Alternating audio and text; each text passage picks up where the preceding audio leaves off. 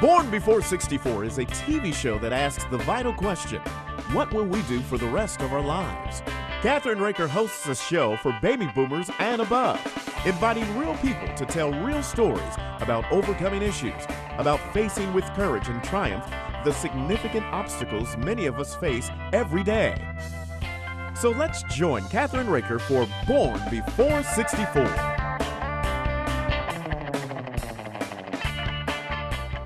Hi, I'm Kathryn Raaker of Born Before 64, and we have a wonderful guest with us tonight. He actually has been on my radio shows, and he's such a delight. His name is Gary R. Bronga.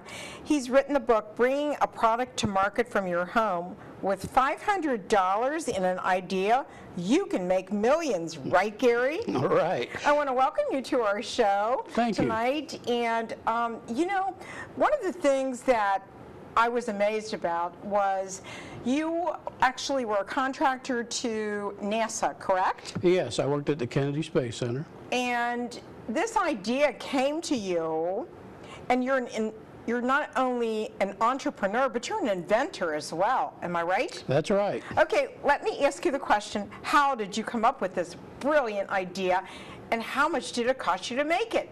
Well, one day we were having a cooler type discussion in our break room, and we were talking about how we wore our ID badges, and everybody hated the way lanyards fit around your neck, and how people put them on their sleeve and on their belt, and how dangerous lanyards could be. The string around your neck, one person actually had caught theirs in a shredder. What happened with the shredder in that guy? Luckily, it ate through there, but the breakaway did not work. It was a breakaway shredder. So as the group broke up, just as we were breaking up, a company came by and handed out a lapel pin for a promotion. So I stuck the lapel pin on my shirt, and as I walked away from the group, I had my ID in my hand, and I actually went to pin it back on my shirt, and that pin was there. So I stuck the ID badge on that pin, and that's when the idea came to me, that I could put a space and a bar at the bottom of the pin, and your ID, the little alligator clip, could fit right inside of it. Wow. Can you show us how it works? Yeah, I'm wearing the clippies right here, and the little alligator clip fits right inside the bottom of the badge. That's a really cute idea. I love that.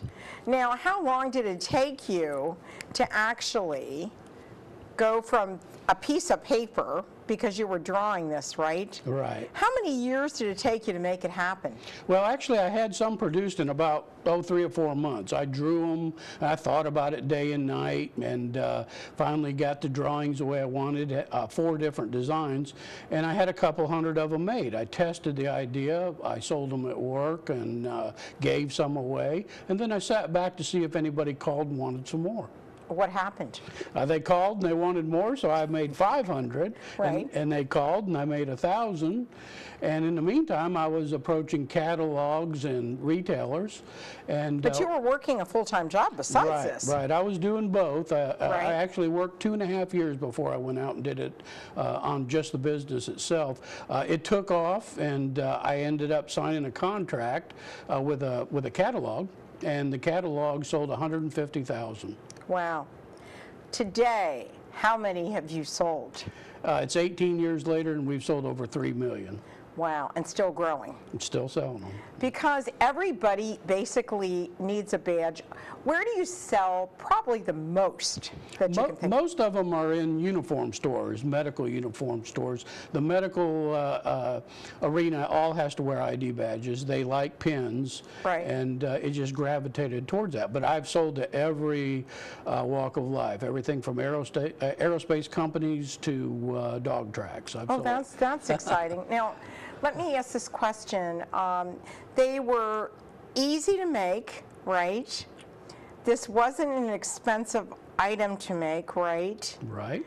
How did you find a supplier or a manufacturer that was going to make these? What were some of the steps that you took to become with only $500, right? I only started with $500, and I stopped at a local medallion maker, and that medallion maker could not make my product, but they did know of a company that could. So I contacted that company. It was a New York company that had a manufacturing plant in Asia, and together we came up with the first 4 designs, and we had those made, and a lapel pin manufacturer could handle this with the extension with the bar and the space in the bar, so that wasn't a problem, and from then on I was on my way. Now they're enamel too, aren't they? Most of them are enamel. There are other finishes for other designs, cloisonne, hard enamel, imitation hard enamel, many different processes, but most of them are soft enamel. How many different designs do you have today? We have 400 or 500. You have 400 or 500 designs? Yes. So if I wanted to have a camera, or if I wanted to have a thing for television or radio, do you have anything for that? I don't, but we do customs. We've done perhaps thousands of customs. We keep, like I say, 400 or 500 in stock, and most of those are designs that anyone could use that aren't specialized. But the specialized, we do customs, and it's only a 100-piece minimum. Right. So, like for instance, Women in Film and Video, which has 44 chapters, they could actually have those for each one of the chapters, right? That's correct. Because one chapter has over 1,000 members. So what's your minimum, 100? Just 100. Which isn't bad at all. So actually the organization could sell these for different events that they have. I'm going to call the girl that's in charge, the president in charge of Women in Film and Video. I think that's a brilliant idea. What I like about it is, and one of the areas that I really would like to know if you've talked to anyone at the racing end of it, because we have to wear lanyards that unfortunately can get really hot in the summertime and are difficult to put. But if I had something like that with a little race car and a thing that I could attach, that would be a good idea. Sure, and you could put the team number of the car. And, oh, wow. And a lot of schools particularly do fundraisers, but many organizations and associations do fundraisers. That's a great idea for racing guys that are looking for sponsorship and stuff like that. That would be a great idea. We have to talk to Alan about that, right? Okay. So anyhow, let me ask you a question.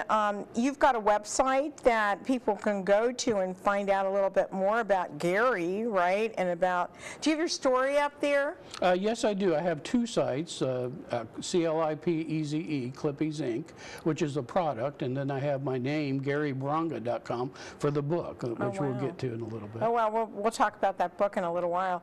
But, you know, did you ever get discouraged in the process of starting your own company? Many times. It's not easy, but I was very persistent. In the beginning, when I sold locally to friends and family, I kept hearing encouraging remarks. People kept telling me it was a wonderful product and to keep going. Later, I approached many buyers, got many rejections. As a matter of fact, I spray glued the back of the sheets and actually I wallpapered one entire wall of rejection letters. Are you joking? Until I got that final yes. Oh, and when was the final yes, and who was it? It was a catalog, a big, large catalog in the medical industry. They were the first. And they were the first? Yeah, and that kind of snowballed because people bought the product in the catalog and then brought it to the retail stores, and many of the stores that had rejected me. Wow, that's kind of sad. Rejection is, but you know, when you get that acceptance, did you celebrate? Actually, when I got the phone call, I actually made the phone call, and the person had not got back to me, and I was a little irritated that the person didn't get back to me.